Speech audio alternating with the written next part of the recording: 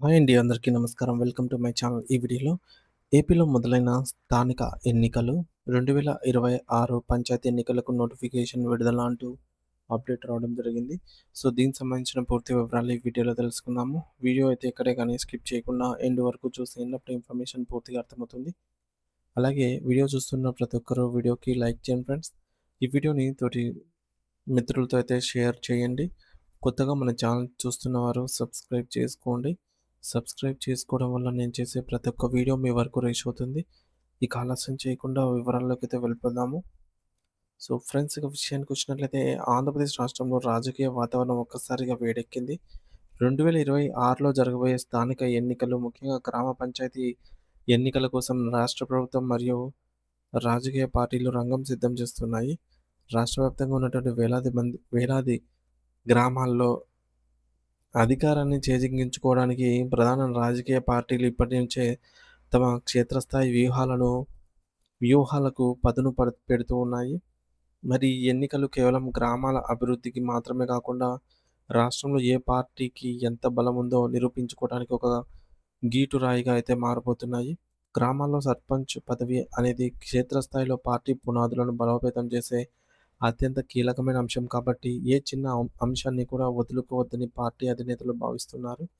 అధికారంలో ఉన్న Telugu Desam party TDP ఈ యొక్క పంచాయతీ ఎన్నికలను అత్యంత ప్రతిష్టాత్మకంగా తీసుకుంది. ఇటీవల జరిగినటువంటి మహానాడు వేదికగా పార్టీ శ్రేణులకు మరియు కార్యకర్తలకు అధినేత నారా చంద్రబాబు నాయుడు గారు స్పష్టమైన దిశానిర్దేశం చేశారు.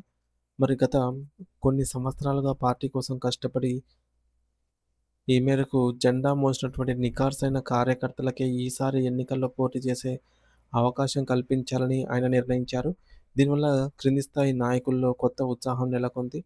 గత ఎన్నికల్లో వివిధ కారణాల వలన కోల్పోయినటువంటి స్థానాలను తిరిగి కైవసం చేసుకొని ప్రతి పల్లెలోనూ పసుపు జెండా రెపరెపలాడించాలని పార్టీ లక్ష్యంగా అయితే పెట్టుకుంది.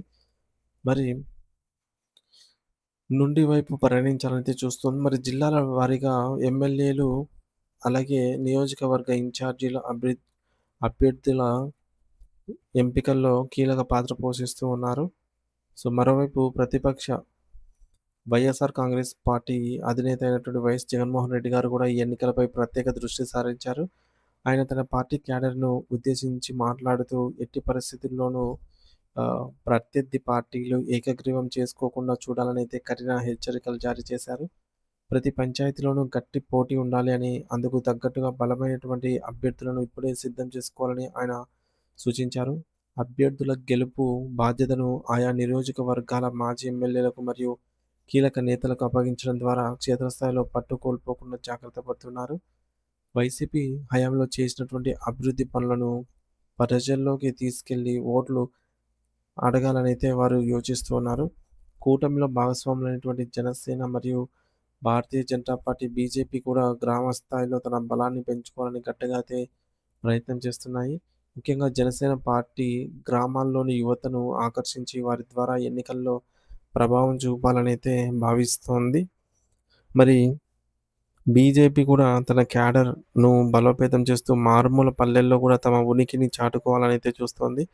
ఈ 2 పార్టీలు కలిసి పోటీ చేస్తాయా లేదా అన్నది పక్కన పెడితే క్షేత్రస్థాయిలో మాత్రం ప్రచారం మరియు అభ్యర్థుల వేటును ముమ్మరం చేశాయి. మరి పల్లెల్లో ఇప్పుడే ఎన్నికల సందడి మొదలైంది.